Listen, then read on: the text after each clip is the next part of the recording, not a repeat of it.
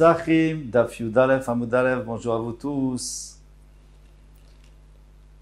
Écoutez, hier nous avons vu une Mishnah, et dans cette Mishnah, nous avons appris que selon Rabbi Yehuda, tout le monde est d'accord qu'il faut faire Bikat Hametz le soir. On n'a pas fait le soir, tout le monde est d'accord qu'on fait le matin. On n'a pas fait le matin, tout le monde est d'accord qu'on peut faire à la 6e heure, au moment où il faut le brûler. Maintenant, on n'a pas fait à la 6e heure, alors selon les Chachamim, on peut encore faire toute l'après-midi. Selon Rabbi Yehuda, on n'a pas le droit, de peur que si on trouve du Hametz, on risque de le manger, et c'est assourd. Ça, c'était la Mishnah d'hier. Il faut bien se rappeler, Rabbi Yehuda, lui, est Machmir, il dit on n'a pas le droit de vérifier de peur, donc il fait la Xéra. Les Chachamim ne font pas la Xéra. Et maintenant, le prochain Hamoud, ça va être ça, de savoir pourquoi une fois les Chachamim disent oui, une fois disent non, Rabbi Yehuda oui, Rabbi Yehuda non, des contradictions. Pas compliqué, il faut juste un petit peu de concentration. Alors, 3 lignes avant la fin, combien de temps avant la fin, là? 2 lignes avant la fin. Umi Gaza Rabbi Yehuda Dilma Tel Michal Mine. Est-ce que Rabbi Yehuda, nous a dit que Rabbi Yehuda, lui, il a fait l'exarat de peur qu'on en mange l'après-midi, de Erev Pessah. Et pourtant, il y a une Mishnah qui nous dit, Mishekrava Omer Yotzim Motzim Shukei Yerushalayim, Shem Leim Kemarkali. Alors, le Homer, c'est quoi le Homer? C'est le 16 Nissan. Le 16 Nissan, le matin, tôt, on apporte le korban du Homer. C'est la nouvelle récolte. Et jusque-là, on n'a pas le droit de manger de la nouvelle récolte. Est-ce qu'on a quand même le droit de préparer, faire des choses avec la nouvelle récolte? Ça, c'est le problème. Qu'est-ce que nous dit la Mishnah? Mishekava Homer, à partir du moment où ils ont apporté le Homer, le 16 le matin, au Beth Amikdash, Yotzim Motze Shoki Yerushalayim Shem Lim Kemar Vekeli. On trouve les marchés de Yerushalayim pleins de farine et de blé grillé. Mais comment est-ce possible? Mais ça veut dire qu'on a commencé à travailler avec ce blé, on l'a moulu, on l'a grillé, etc. avant d'avoir le droit de manger. Alors il y a peut-être une xéra de peur qu'on le mange. Alors, on tourne la page. Shelo Birtzon Chachamim, dit Rabbi Meir. Rabbi Meir lui dit, c'est pas Birtzon Chachamim, les Chachamim sont pas d'accord. Laisse, après, une fois qu'il y aura le Homer, tu commenceras à travailler. À préparer la farine et tout ça. Rabbi Yehuda Omer Birtzon Chachamim Ayosim. Rabbi dit au contraire. Les Chachamim sont contents, pourquoi? C'est comme ça, les gens qui viennent, les Olé, les Galim, qui viennent les Olim, ils vont trouver ce dont ils ont besoin tout de suite. On n'a pas besoin d'attendre qu'on commence à moissonner, battre, etc. Il y a tellement de travaux à faire avant. Donc on fait tout avant pour qu'ils aient tout frais. En tout cas, on voit que Rabbi Yehuda, lui, il fait pas d'exérote. Les Chachamim font une xéra qu'on risque de manger. Alors c'est exactement le contraire. Parce qu'on avait vu que Rabbi Yehuda, lui, il faisait la xéra, de peur qu'on mange, le chametz. Velo Gazar, Rabbi Yehuda, Dilma Tel Michal Mine. Tu vois très bien qu'il n'a pas fait la xéra. Donc il y a une kushia, une contradiction sur Rabbi Yehuda. Amarava Rava dit, Shane Chadash Mitor Shilo Utra. Lo, et là, les dit Kitouf. C'est différent. Parce qu'on lui a bien précisé, tu as le droit de moissonner, mais pas avec la moissonneuse, mais avec la main. Tu dois cueillir. Donc tout le monde a compris que s'il faut cueillir avec la main, c'est un grand chinouille, c'est pour nous rappeler qu'on n'a pas le droit de consommer. Ouzachor, il va se rappeler. Amar la bayetina beshat ketifa. Ok, on est d'accord, quand il a moissonné son blé, il a fait un chinouille, il se souvient. Il ne doit pas manger. Trina, mais quand il a moulu. Arkada, quand il a tamisé, qu'est-ce qui se passe là, il va oublier. Maïkanemema, qu'est-ce qu'on peut dire? Alokashia, c'est pas une question. Trina bechaya deyad. Quand on a dit que le mou, il a le droit de le moudre avec une meule manuelle. Quand je dis une meule manuelle, c'est pas pour exclure une meule électrique, il n'y en avait pas. Mais c'est pour exclure une meule qui est tirée par un animal, par exemple. Là, c'est à la main, c'est un moulin. Moulin à main. Arkada, tamisé al gavanapa. Il met à l'envers son tamis. Donc, il n'y a pas beaucoup de récipients. Le récipient n'est pas très profond. Donc, c'est un vrai chinouille. Il va se souvenir qu'il n'a pas d'en consommer. Très bien, on a tout répondu. Et là, on a le droit de moissonner les betashlachin. Alors, betashlachin, c'est des terrains qui doivent être irrigués. Pour que ça pousse, il doit être irrigué, non pas assez de pluie. Ou alors, le blé qui est, ou l'orge, ce qui est dans les makim, dans les vallées, qui pousse dans les vallées. Là, on a le droit d'utiliser une moissonneuse, on a le droit de moissonner normalement. Avalogochim, on n'a pas le droit de faire des tas. On n'a pas le droit d'entasser, on laisse comme ça. Pourquoi? Parce que, et Vokimna Rabbi, et on a vu que c'était Rabbi Yehuda qui disait ça. Pourquoi il faut laisser comme ça? Parce que, si tu moissonnes pas, c'est un problème. Ça peut s'abîmer. Donc on lui a permis de moissonner, mais pas d'entasser, parce qu'après, il va entasser, il va prendre, il va faire cuire, mais on n'a pas le droit, c'est pas encore c'est pas encore le korban, on n'a pas encore apporté le korban. Alors pourquoi on a le droit de moissonner là-bas? Parce que de toute façon là-bas, ça servira jamais pour le korban à Omer, parce que c'est pas du blé de qualité. C'est du blé qui est pas de bonne qualité, on peut pas l'utiliser. Généralement, on le prend pas pour le Omer. En tout cas, Maïka les Mémar, comment tu vas répondre? Parce que là-bas, tu vois que Rabbi Yehuda, il dit pas qu'il faut faire un chinouille. Il dit on peut moissonner normalement. Et là, Marabaye, Khadash Bedilmine. Alors Abaye dit en réalité, les gens ils font attention à Khadash. Pas comme tu disais qu'on fait un chinouille ou pas un chinouille. Mais même sans chinouille. Même si on fait pas de chinouille, il va pas manger. Pourquoi? Parce que tout le monde fait attention à ne pas manger du Khadash. Parce que tout l'hiver c'est interdit jusqu'au moment. Bon, déjà, ça pousse pas au début de l'hiver, mais quand ça commence à pousser, jusqu'au korban, c'est toujours interdit. Tout le monde fait attention. Chametz lo vadimine, mais le chametz non, parce que tout le temps on en mange. Et encore ce matin on en a mangé, RFP ça. Alors, on risque de se tromper. Amarava, des Rabbi Yehuda Kashia. Qu'est-ce que tu m'as dit? Tout ça, toi tu es tout le temps en train de me demander des questions entre Rabbi Yehuda et Rabbi Yehuda. Parce qu'une fois il a dit qu'on fait une zara, une fois il a dit qu'on fait pas une zara. Des rabbins le kashia, mais entre les chachamim, il n'y a pas de koshia. Ou entre les chachamim et les chachamim, il y a aussi une koshia. Pourquoi, qu'est-ce qu'ils ont dit? De Tanakama de Rabbi Yehuda, qu'est-ce qu'il a dit? C'était qui? C'était Rabbi Meir. Et il a dit dans la Mishnah que on fait pas la xéra. Généralement, le Tanakama de Rabbi Yehuda, c'est toujours Rabbi Meir. Donc, il a dit qu'on fait pas une xéra. On a le droit de faire 10 mètres jusqu'à, même l'après-midi de Ref Pessah. Ah, tu risques d'en manger? Non, on fait pas la xéra. Et ici, qu'est-ce qu'il dit? Ici, les chachamim, ils disent, non, on fait la xéra. Oui, parce que Rabbi Meir lui dit, Shelo birtzon chacham, donc on fait la xéra. Alors, on va répondre. Rabbi Yehuda lo kashia k'deshaninan, comme on a déjà répondu. Entre Rabbi Yehuda et Rabbi Yehuda, il n'y a pas de koshia, parce qu'on a dit qu'il fait attention, c'est plus facile de faire attention au Khadash qu'au Chametz. Mais moi, je vais te répondre aussi entre Rabbi Meir et Rabbi Meir. Ou atzmo mechazer alav lesofo mechal kachil mine. Encore le Khadash, j'ai peur qu'il en mange.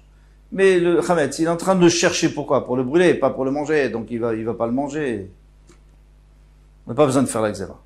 Ravashi amar de Rabbi Yehuda lo kashia. Ravashi donne une autre raison pourquoi il n'y a pas de question entre Rabbi Yehuda et Rabbi Yehuda, qu'une fois Rabbi Yehuda, il nous dit qu'il faut faire une xéra, et une fois il dit qu'il faut pas faire une xéra. Kemar vekali, nan. Là-bas, de quoi on parlait? On parlait de Kemar, de la farine. Tu crois qu'il va manger de la farine? Kali, il va manger du kali. Alors attention. Kali, normalement, c'est de l'orge grillée, par exemple, ici, puisque c'est de l'orge. L'orge grillée, eh bien, normalement, on peut très bien le manger. Il lui dit non. L'agma, en tous les cas, Kemar vekali, nan. Il y a écrit Kemar vekali. Il y en a qui ont enlevé le vav. Une question, on a enlevé le vav. Kemar kali. C'est de la farine de blé grillé. Ça, on peut pas manger de la farine. On s'étouffe. Il faut faire quelque chose avec. Pas du gâteau. Ou alors celui qui veut garder ça, il peut dire comme ça. Il dit, kali, il y a deux sortes de kali, deux sortes de céréales grillées. Il y en a qui sont grillées sur le feu, grillées comme ça sur une poêle, et ceux-là sont très bons. C'était un peu les bonbons du temps, ou les biscuits de leur temps. Et il y en a qui sont séchés au four. Ça c'est pour faire de la farine, c'est pas pour manger. Donc ça c'est la différence. C'est que pour le chametz, on a peur qu'il le mange. Mais pour le chadash, on n'a pas peur. Parce que de toute façon, c'est pas mangeable. La Gemara nous dit des Ravashi Bedutaï. C'est pas une bonne réponse, c'est une erreur. Il n'a pas dit ça. Atinach Mekali Ve'elach. Pourquoi? Parce que, d'accord, je suis d'accord qu'à partir du moment où il les a fait griller, eh bien pour l'instant, on ne peut pas les manger. Meikara, Adkali, Maikali Mema. Mais depuis le moment où il les a battus, il les a nettoyés, jusqu'au moment où il les a fait griller, on peut très bien les manger parce que c'est frais, c'est tendre, on peut les manger. Alors là, il risque de les manger. Alors quoi? Ritema, et si tu dis à l'idée qui touffe, si tu me dis non, puisqu'on a obligé de cueillir, qui est des Rava comme a dit Rava, donc puisqu'il est obligé de cueillir à la main, donc il se rappelle, il se souvient. Et la Kotsri Betashlachin Jibamakim Rabiuda, Maïkalemema. Alors qu'est-ce qu'on va faire de la Braïta qui dit que on a le droit de couper Betashlachin et Amakim, on a le droit. Et là-bas, on fait pas de chinouille. Alors pourquoi c'est permis? Et là, des Ravashi Bdoutaï, donc c'est sûr que c'est une erreur. On continue. Alors pour l'instant, on a dit que quelque chose à laquelle il fait pas tellement attention parce que toute l'année il en mange de Khametz, par exemple, à ce moment-là, Rabbi Yehuda a dit qu'il faut faire Gzera. Maintenant, on va voir une Mishnah qui dit, Loïk Ovadam Shochet Shel Betsa, Miman Ena Shemen, Vitna Betsa Daner, Bishvil Shemedat Tefet. On a appris dans Shabbat qu'on n'a pas le droit de mettre un œuf percé sur le nerf. L'œuf, on le remplit d'huile et comme ça, il y a des réserves d'huile pour que le nerf puisse durer plus longtemps.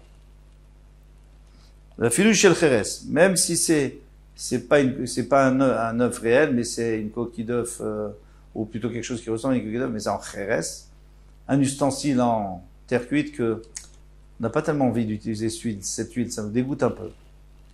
Eh bien, malgré tout, on n'a pas le droit de le faire, de peur qu'ils se servent. Rabbi Yehuda m'a dit, Rabbi Yehuda permet. Alors tu vois bien que Rabbi Yehuda, il n'a pas peur qu'on se serve, parce que si on se sert, c'est un gros problème, parce qu'on va éteindre plus rapidement le nerf. On va répondre à Tam Mishum Khumra de Shabbat, Mivdal Bdile. Là-bas, c'est la Khumra de Shabbat. Quelqu'un a très peur de Shabbat. Il ne va pas commencer à prendre de l'huile. Après Rabbi Yehuda, il fait attention parce que s'il éteint, il rentre dans un problème de même Chayav Mitah, Chayav Karet. Ah, très bien. Donc tu dis que dans Shabbat, Rabbi Yehuda lui craint pas, dans Chametz il craint. J'arrive à comprendre. Parce que Chametz, il n'est pas Chayav Mitah, puisque c'est seulement... Pardon. Oui. Non, Chametz. Il risque de manger, oui, parce qu'il n'est pas Chayav Mitah. Nikaret d'ailleurs, avant, d'après la majorité des Fashim, avant l'entrée de Pessah, dans l'après-midi. Maintenant, on va poser une autre question. Verramé des Shabbat à Shabbat. Moi, je te pose une question de Shabbat à Shabbat.